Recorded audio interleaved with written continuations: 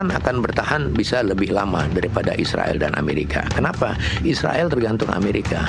Amerika punya banyak masalah. Kalau Amerika mundur, itu sebenarnya soal waktu. Dia sekarang sudah melihat, sedang mencari exit way yang keren, ya. Pelajaran yang paling mudah dan sangat menonjol di sini adalah bagaimana Iran bisa membangun negaranya yang bisa melawan kekuatan besar, ya. Jadi Amerika sekarang masuk perangkap Iran. Jadi kalau pada awal-awal orang mengatakan yang bisa menentukan berhenti atau enggak itu cuma Netanyahu, Donald Trump dan rakyat Amerika, tapi sekarang yang menentukan itu Iran.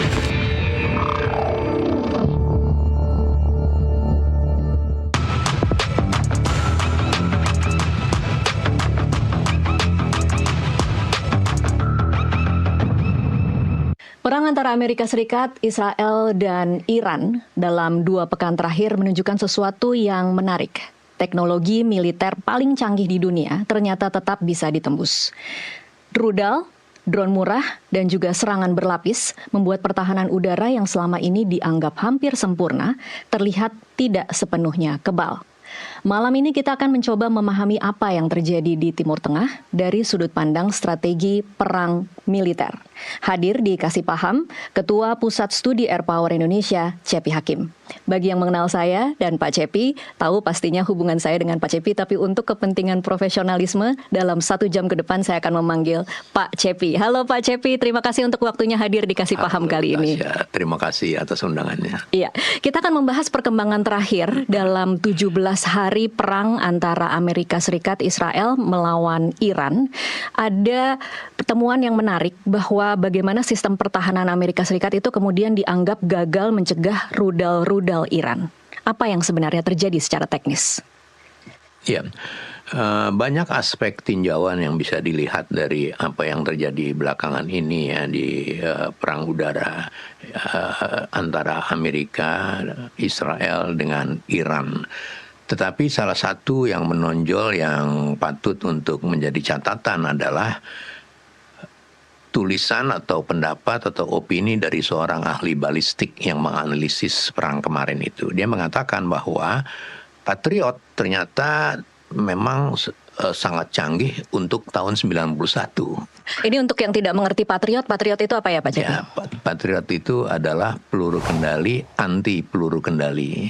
Jadi dia merupakan subsistem dari sistem pertahanan udara nasional, subsistem dari sistem pertahanan udara yang mencegah peluru-peluru kendali atau pesawat-pesawat tempur yang akan datang menyerang itu di counter sama Patriot. Semacam di intercept begitu ya? Iya, di intercept berupa peluru kendali juga. Kenapa? Karena ternyata setelah sekian tahun, setelah tahun 91, teknologi sudah begitu maju, pesat, dan ada sekarang namanya peluru-peluru kendali, rudal-rudal balistik hipersonik yang kecepatannya tinggi sekali, sekian puluh kali kecepatan suara, sekian puluh kali Mach number. Dan itu yang menyebabkan dan disajikan juga dalam visualisasi bahwa peluru kendali yang hipersonik itu sudah mencapai sasaran, baru kemudian Patriot itu meluncur. Itu adalah satu bukti bahwa Patriot terlambat untuk merespon. Dan itu semua tentang teknologi. Kemajuan teknologi di dalam perang udara, kemajuan teknologi di dalam persenjataan, terutama persenjataan udara memang sangat cepat dan sangat akselerasinya sangat tinggi. Sebagai contoh yang mudah untuk kita lihat bersama adalah pesawat terbang itu baru terbang pada tahun 1903. Dia terbang cuma berapa meter, kecepatannya juga cuma pelan banget. Tetapi tidak sampai 100 tahun, hanya 66 tahun setelah itu orang sudah bisa memproduksi pesawat SR-71 namanya. Dan dia bisa terbang lebih dari 3 kali kecepatan suara. Itu menggambarkan, memberikan satu ilustrasi begitu cepatnya teknologi penerbangan bergerak maju. Baik, kalau kembali lagi ke Patriot dari 91 sampai 2026, apakah artinya memang Amerika tidak memperbarui sistemnya kemudian kalah dengan teknologi Iran? Itu perlu riset sejauh itu, tetapi realitanya bahwa sekarang di panggung perang Timur Tengah itu ternyata bahwa Patriot itu keteteran, dia tidak mampu. Di samping kecepatan tinggi juga serangan-serangan drone yang banyak, yang sampai ratusan, itu baru di panggung perang sekarang ini digunakan. Itu sebabnya memang perang itu bertahap ya kemajuannya, dan sekarang ini sudah mencapai tidak hanya total tapi smart. Secara garis besar panggung perang atau war theater itu berkembang dari yang paling tradisional di darat, kemudian laut bisa ikut, kemudian menjadi pertahanan berlapis. Setelah udara bisa digunakan, maka perang berubah menjadi perang total. Kenapa total? Karena sebelum udara digunakan, perang itu terjadi terbatas di permukaan aja, sehingga kita mengenal garis depan dan garis belakang misalnya. Setelah udara bisa digunakan, tidak ada lagi garis depan, garis belakang, dia menjadi total sifatnya.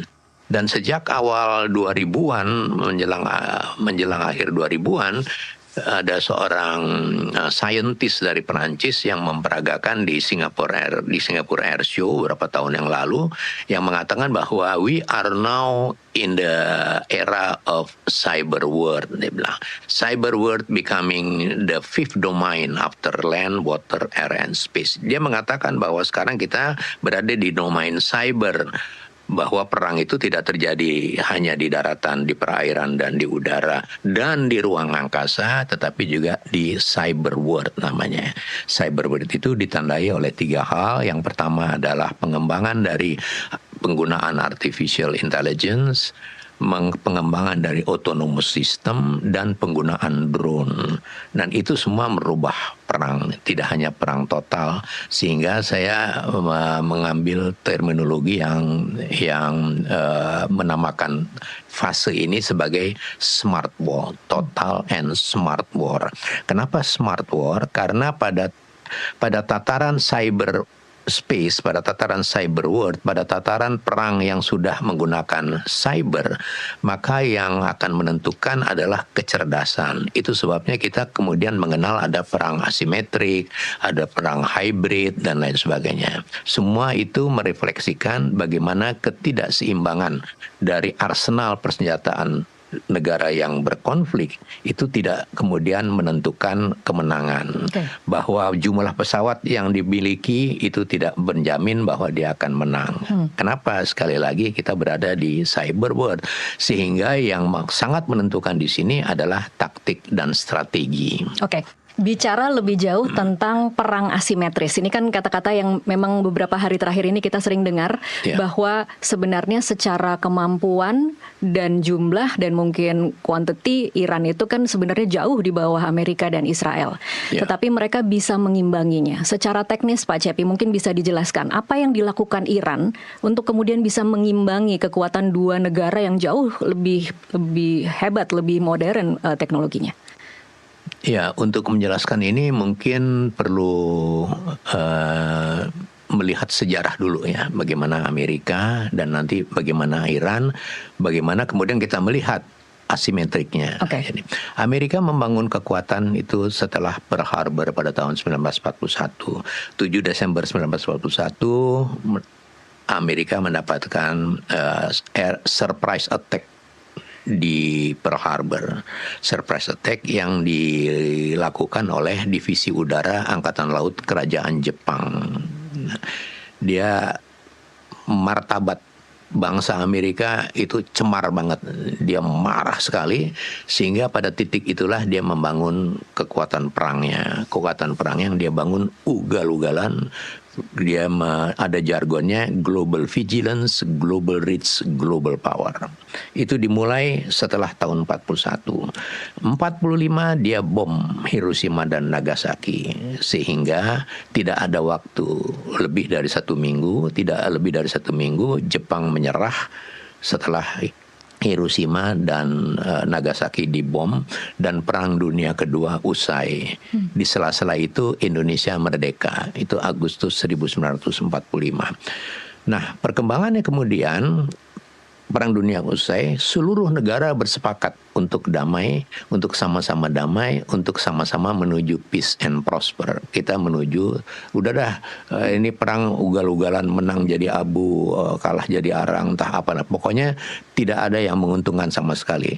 Kita damai aja ya, kita damai. Disitulah kemudian berdiri Perserikatan Bangsa-Bangsa dan organisasi-organisasi internasional. Semua sepakat. Sayangnya ini hanya berumur 2 tahun. Tahun 47 muncul Perang Dingin. Perang Dingin ini 47 sampai 91. Perang Dingin ini antara Amerika dengan NATO berlawanan menghadapi lawannya Pakta Warsawa, Uni Soviet dan Pakta Warsawa. 47 sampai 91. Nah, periode ini menjadi periode yang sangat penting karena terjadi perlombaan pengembangan kualitas persenjataan. Jadi senjata barat berkembang, senjata timur dia bersaing ini sampai 91. 89 atau 91 selesai. Kemudian disitulah Amerika muncul sebagai the one and only superpower. Jadi dia global reach, global power. Karena Uni Soviet bubar, Pakta Warsawa bubar. Tetapi NATO tidak bubar. NATO bahkan mengembangkan ke Eropa Timur. Jadi dia udah super. Jadi dia udahlah, semua itu nggak ada lawannya. Dia paling kuat di dunia ini. Dengan catatan masih dengan NATO.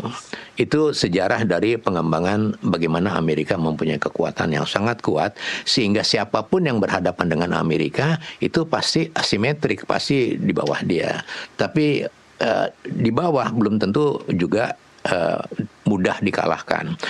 Pelajaran berikutnya adalah perang-perang yang terjadi setelah Perang Dunia Kedua tidak membuktikan bahwa Amerika itu super banget. Dalam pengertian setelah Hiroshima dan Nagasaki, semua military thinker Amerika itu mempunyai way of thinking bomb to win.